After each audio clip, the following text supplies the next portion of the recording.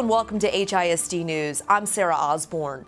Early voting starts October 22nd, and HISD students are doing their part to encourage Houstonians to head to the polls. Wobble, baby, wobble, baby, wobble, baby, wobble, yeah. Wobble, baby, wobble. Students at the MLK Early Childhood Center are using music and dance to get out the vote, including the wobble. Break it down.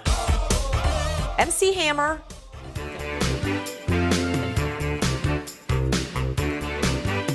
and they're even going old school with the Temptations. Schools across the district are using their creativity to get parents, staff, and community members to not only vote, but vote early. Early voting in Harris County starts October 22nd and lasts until November 2nd. For a complete list of early voting locations, go to HoustonISD.org. When Houstonians head to the polls, they'll consider whether or not to approve the 2012 Houston Schools Bond. The bond proposal would rebuild high schools across the district. Here's a look at the conditions at 2 of the district's aging high schools. We're going to see that this is an area where we really suffer.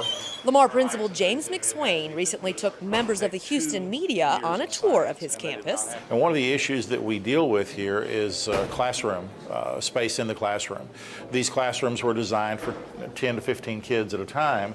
Built 75 years ago during the Great Depression, LAMAR now has over 3,000 students that crowd its hallways.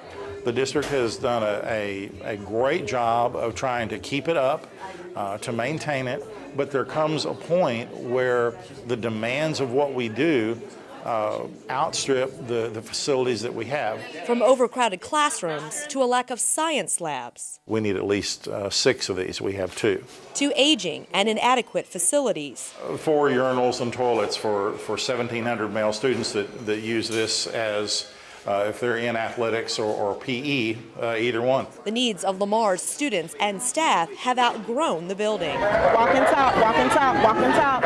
Over at Madison High School, Principal SONJA Williams also has to deal with overcrowding. We have students moving to the next class period of the day, and you can see it's very congested. The school also lacks important technology upgrades. So take a look at the computers. Right now we have about 100 IBMs that still exist on this campus. You really don't hear that language in terms of IBM for a lot of campuses, so we definitely need upgrades in terms of the technology that we utilize here on campus. We also don't have Wi-Fi. Much of Madison is housed in a maze of 50-year-old temporary buildings, and there still isn't enough room.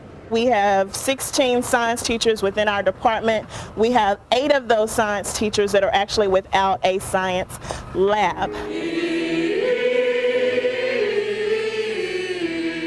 The school's fine arts program also is limited by its worn-out facilities and cramped quarters. We just came out of a choral room that's 1/5 of the size that it should be. No sound baffles around the wall. You can't hear the pitch. It's again, it's very, very sad. You look at these hallways; they're so narrow. When the in-between class changes, you know, they do a wonderful job maintaining order and discipline here in a school that's just worn out and dated. Both Madison and LAMAR would be rebuilt under the district's Houston Schools Bond proposal. Voters will consider the proposition this November. Do you or someone you know need more information on the Houston Schools Bond proposal? We at HISD want to help answer all your questions, and we've partnered up with a local television station for a phone bank. HISD staff will be standing by to answer your phone calls on Monday, October 29th from 7 till 10:30 p.m. Univision 45 is hosting the phone bank, and operators will be able to answer questions in both English and Spanish. HISD teachers looking for some extra cash to help fund their classroom projects have a week to apply for their share of a $1 million donation from Chevron. Over at Fondren Elementary, Principal Michael Walker recently gathered his entire teaching staff and had each one apply for the special grant through DonorsChoose.org. It only took each teacher about 20 minutes online to apply for up to $2,000. When we found out about this pot of money, we wanted to make sure that we got our share. Just like every other school, we have needs. From what we can understand, there is still $700,000 left on the table available for people in Harris County to apply. And so what we're hoping is that the teachers, other teachers at other schools in HISD will see how easy it is for the Fondren elementary school teachers to apply for the grant, and they would jump on board and apply also. Teachers have until October 31st to submit their classroom project requests. If interested, just go to donorschoose.org. Teaching students about financial obligations and the value of money can often be challenging, but a new HISD partnership is making it more fun for both teachers and kids. Deborah Sanchez explains. These Marshall Middle School students may look like they're playing a video game, but it's actually part of a lesson in financial literacy. The game truck was able to take this financial education curriculum and put it in this model where the kids can be interactive and they're learning something under the pretense of a game. This fall, students will play Guitar Hero to earn points or money so they can form and manage a band. They work as a team in a band to figure out, what type of costs, what type of expenses, what type of revenues they can generate while going through a simulated process. The pilot program is called Rocket and is a collaboration between Capital One Bank, the Harris Foundation, and the Federal Reserve.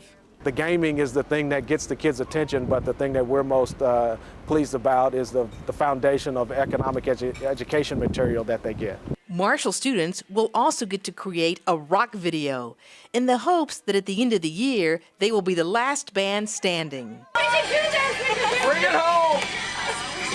Speaking of partnerships, local police officers will soon be mentoring middle school students as part of a new district-wide initiative. Members of HPD and the Metro Police Department gathered at Peck Elementary on October 16th to kick off the new venture, which pairs students with an officer.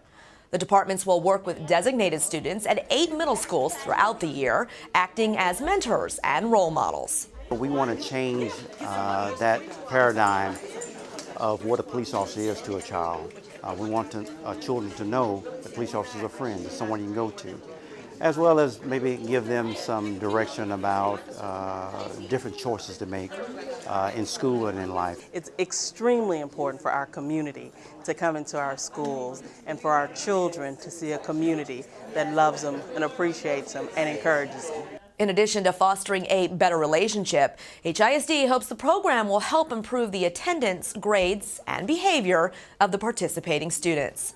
Time now for the HISD Fast Fact of the Week, and it's breaking news. HISD has just received a 2012 Gold Circle Leadership Award. The award comes from the Texas Comptroller and recognizes HISD for its financial transparency. Way to go, HISD. That's it for this edition of HISD News. Remember to stay connected with HISD by following us on Twitter, YouTube, and Facebook. We leave you now with a special Get Out the Vote cheer from LAMAR High School. Until next week, I'm Sarah Osborne.